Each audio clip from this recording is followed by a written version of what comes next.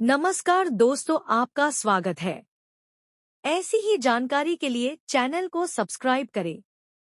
आज हम कामिका एकादशी के बारे में जानेंगे। ब्रह्मवैवर्त पुराण में युधिष्ठिर महाराज और भगवान श्री कृष्ण के संवाद में कामिका एकादशी का महात्म्य वर्णित है। युधिष्ठिर महाराज ने कहा, हे भगवान, आपसे मैंने देवशयनी एकादशी के बारे में सुना। कृपया आप श्रावण मास के कृष्ण पक्ष में आने वाली एकादशी का वर्णन करें।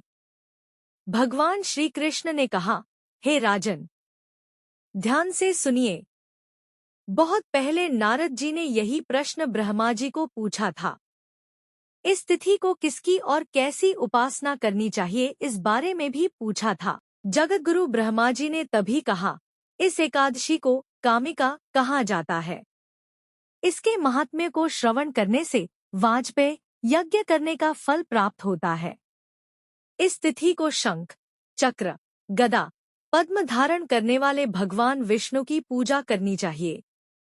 इस दिन भगवान विष्णु की उपासना करने से पवित्र तीर्थ स्नान जैसे कि गंगा, काशी, नैमिषारण्य, पुष्कर जैसे पवित्र स्थानों पर स्नान करने का पुण्य प्राप्त होता है। सूर्य ग्रहण के समय केदारनाथ अथवा कुरुक्षेत्र में स्नान करने वाले पुण्य से हजारों गुना अधिक पुण्य केवल कामिका एकादशी को विष्णु की पूजा करने से मिलता है। जिस प्रकार कमल को पानी स्पर्श नहीं कर सकता, उसी प्रकार कामिका एकादशी करने वाले को पाप स्पर्श नहीं कर सकता। जो कोई भी तुलसी पत्र से भगवान हरि की उपासना करता है, वह सभी पापों से मुक्त होता है। तुलसी के केवल दर्शन मात्र से सभी पाप नष्ट हो जाते हैं। तुलसी देवी को स्पर्श करने से हम पावन बन जाते हैं। उसकी प्रार्थना करने से व्यक्ति रोगमुक्त हो जाता है और उसे स्नान कराने से यमराज का मुख देखना असंभव है तथा उनका डर नहीं रहता। तुलसी रोपण करने से भगवान श्री कृष्ण के साथ रहने का भाग्य प्राप्त होता है और उनके चरण कमलों पर तुलसी अर्पण करने से भक्ति प्राप्त होती है। एकादशी के दिन तुलसी महारानी को घी का दीपक और प्रणाम अर्पण करने से उससे प्राप्त होने वाले पुण्य का हिसाब करने के लिए चित्रगुप्त भी असमर्थ है।